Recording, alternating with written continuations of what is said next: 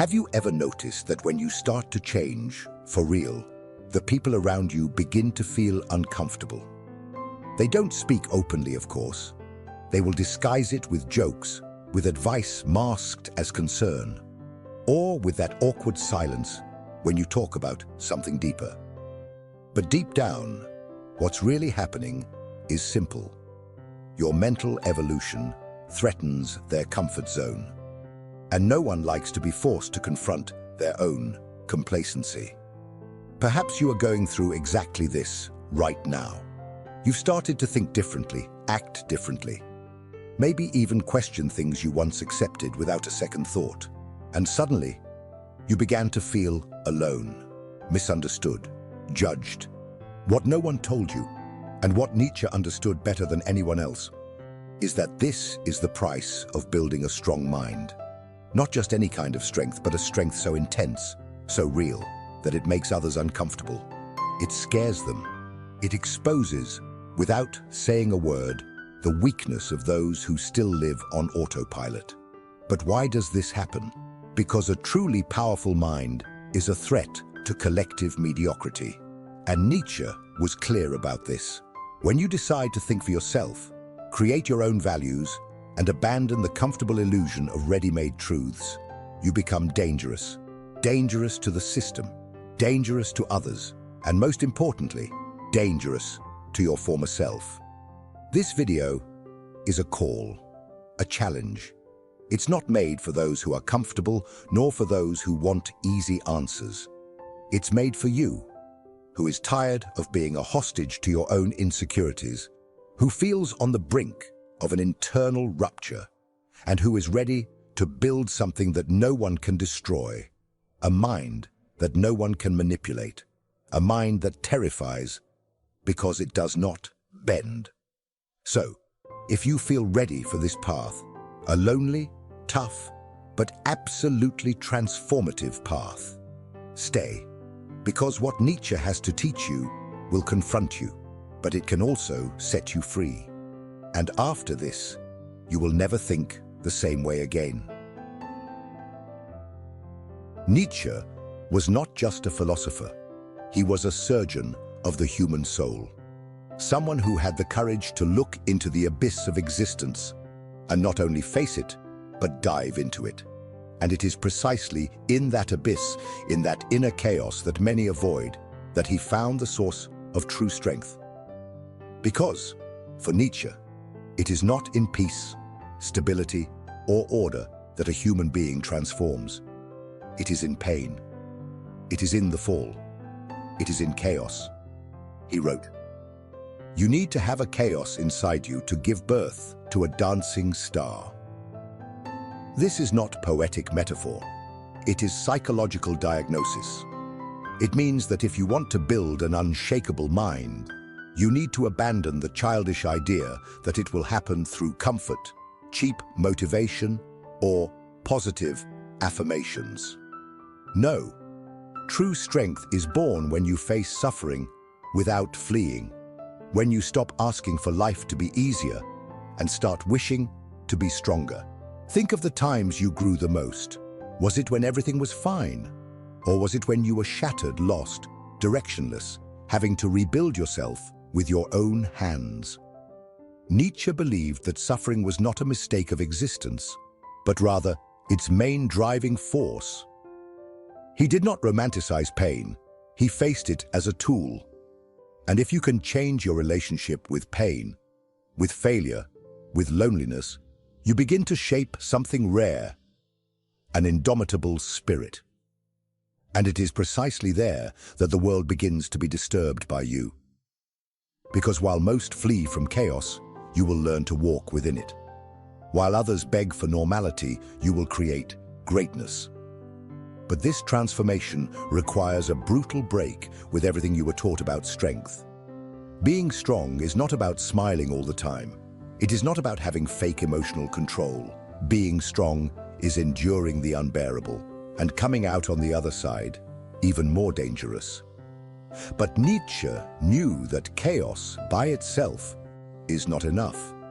You can be destroyed by it if you do not have an inner center, an anchor, And that is why, in the next part, we will talk about the most decisive moment of Nietzschean philosophy, when he kills God and places upon you the full weight of existential responsibility.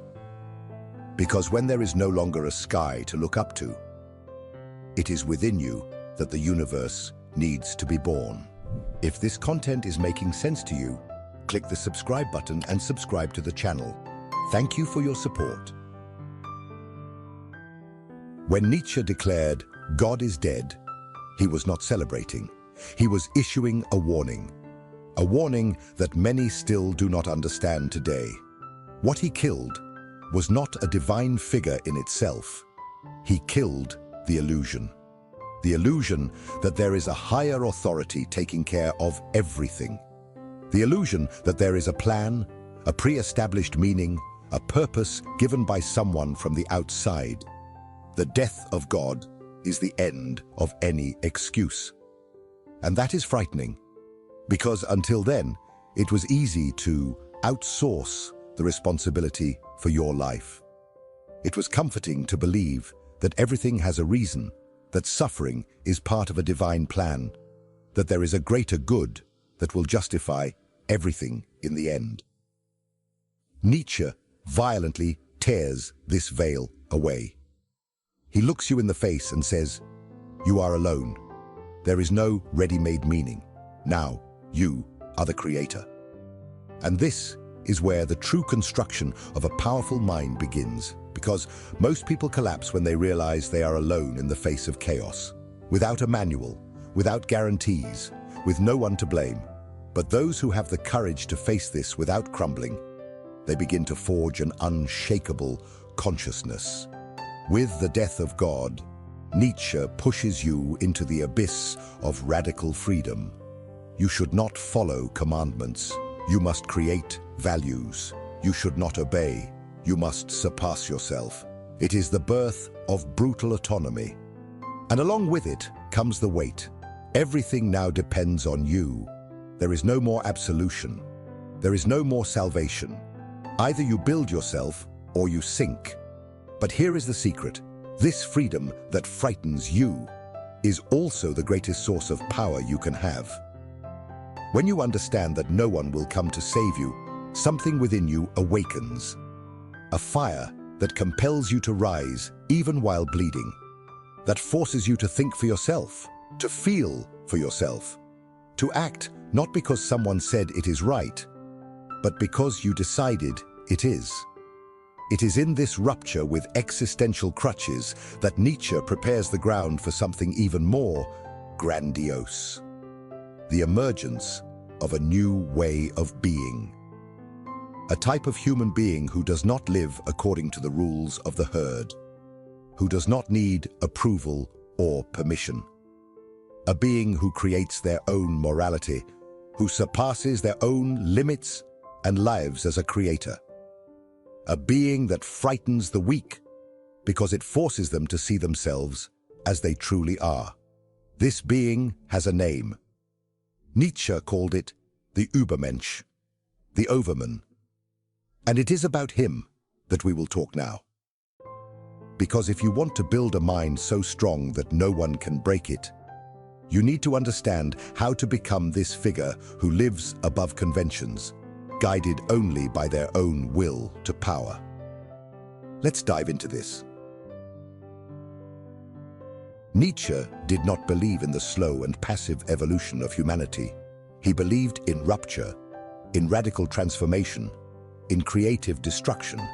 And that is why he conceived the idea of the Übermensch, the Overman. It is not about a superhero.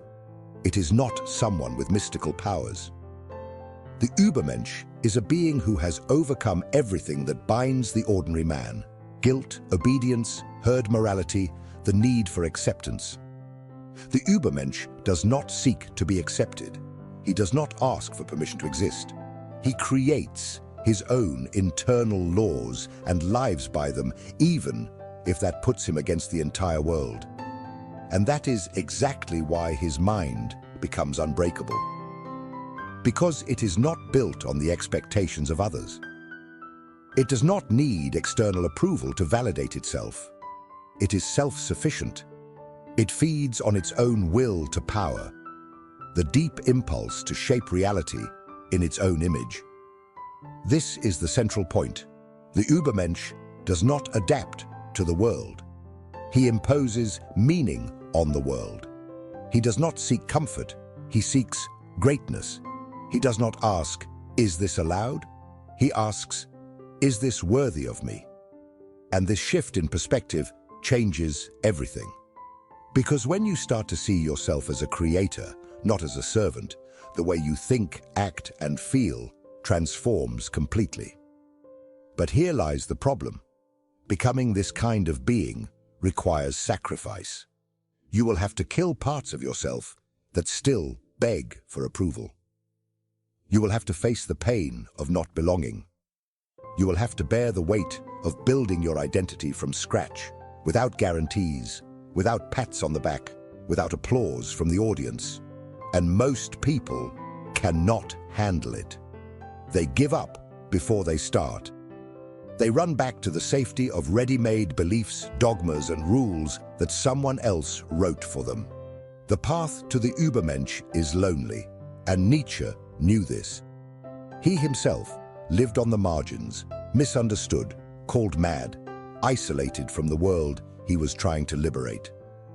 But it was in that isolation that he found his freedom. And this is what you need to understand. The stronger your mind becomes, the further you drift from the masses. The higher you rise, the more you disturb. The construction of the Übermensch is the most brutal and transformative process anyone can face, because it requires you to destroy everything that is not yours, everything that has been imposed on you by a sick culture, by a society that rewards obedience and punishes authenticity. And only after destroying do you begin to build. But this construction does not happen amidst the crowd. It happens in silence, in withdrawal, in the deep solitude that separates the strong from the weak. And that is exactly why, in the next part, we will dive into the most neglected and most powerful aspect of this journey, the solitude of the strong. Because the truth is that to become unshakable, you will have to learn to walk alone. And few are ready for that, are you? If what you're hearing resonates with you, you'll find real value in my ebook, Beyond the Shadow. It breaks down Jung's core ideas and gives you tools to understand yourself more deeply. Link is in the pinned comment. If there's something that no one tells you about the path of mental strength, it's this. The stronger you become, the more lonely you feel. And it's not because you isolate yourself by choice. It's because the world starts to not know what to do with you. Nietzsche spoke clearly about this. The free spirit, the one who breaks away from common morality, who does not accept easy truths, who thinks for themselves, inevitably distances themselves from the herd. And that distancing hurts. But that pain is necessary. Because real growth requires space. And you can't grow while being tied to the expectations of others. Most people live within an invisible herd where every thought is policed, every action is measured by others' reactions. You've gotten used to walking in a group, thinking like the group, feeling secure because there are people around you. But what Nietzsche proposes is the opposite. He tears you away from that comfort and throws you into the desert. In that desert, there are no applause, no praise, no guide. There's only you, your doubts, your traumas, your fears, your desire to give up. And that's where the real test begins. Because what will most people do? They will run back. They will hide again behind their masks. They will pretend they don't feel, that they don't think, that they don't see. But you, if you truly want to become someone that no one can break, will have to stay. You will have to endure the silence that reveals who you really are. Nietzsche said, "The individual must always struggle not to be overwhelmed by the tribe. If you try, you will often feel lonely and sometimes scared. But no price is too high to pay for possessing yourself. That is the essence, the possession of oneself, the rarest and most powerful achievement anyone can attain. Because when you truly possess yourself, no one else can control you. No one else dictates your worth, and no one else can bring you down. But this possession comes with the weight of loneliness. You will lose people. You will be misunderstood. You will hear that you are arrogant, strange, distant. They will try to pull you back into the mold. They will call you crazy, cold, insensitive. But that is the price of not being domesticated. It is the price of not needing applause. It is the price of not living as a mirror of others' needs. And here is the raw truth. If you cannot stand loneliness, you are not ready for freedom. Because all real freedom comes with abandonment. Abandonment of emotional crutches, of comfortable illusions, of utilitarian friendships.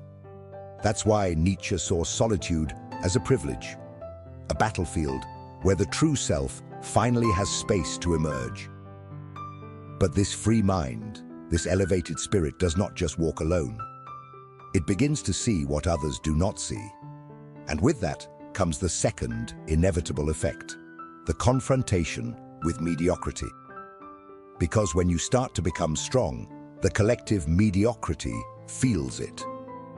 And it reacts. And that is exactly what we will talk about next, the danger of collective mediocrity. Because the world does not pursue those who are the same. It pursues those who dare to stand out. Nietzsche did not fear tyrants, authoritarian leaders, or declared oppressors. What he feared, and denounced with philosophical fury, was the subtle and corrosive power of collective mediocrity, that invisible system that keeps everyone leveled down, that punishes those who dare to think differently, that rewards obedience and disguises cowardice as virtue. True tyranny, according to Nietzsche, does not come from above. It comes from the sides. It comes from the crowd that demands you remain small so that they do not have to grow. And that is exactly what happens when you start to stand out. When your mind becomes sharper, your spirit firmer, your presence more uncomfortable. You begin to disturb, not because you are doing something wrong, but because you are doing something rare. You are breaking the mold. And society hates those who break molds. Collective mediocrity cannot stand individual brilliance, because that brilliance exposes the darkness of ordinary life. Nietzsche called this the slave morality, a morality built by those who, unable to achieve greatness, decided to invert values. They transformed strength into arrogance, ambition into selfishness, independence into coldness. And with that, they created a moral system that protects the weak and condemns the strong. But make no mistake, it is not out of compassion, it is out of resentment. Because the weak do not want to be saved. They want the strong to be destroyed. That is why, when you start to liberate yourself, they begin to attack you. Sometimes directly, sometimes subtly, with looks, silence, irony. But the message is clear. Go back to the group. You are making us feel small. And you are. Unintentionally. Just by being who you are. Nietzsche understood that most people live in a state of paralyzing conformity, an existence shaped by fear, guilt, and obedience. And anyone who questions this state is seen as a threat. But do not be fooled. Mediocrity does not attack with force. It attacks with numbers, with consensus, with the weight of repetition. It will try to make you doubt yourself. It will make you think you are wrong for not fitting in. It will use all social resources, from shame to exclusion, to make you lower your head. And it is at this moment that many give up. Because they cannot bear to be the strange, the difficult, the arrogant. But Nietzsche would give you another name, necessary.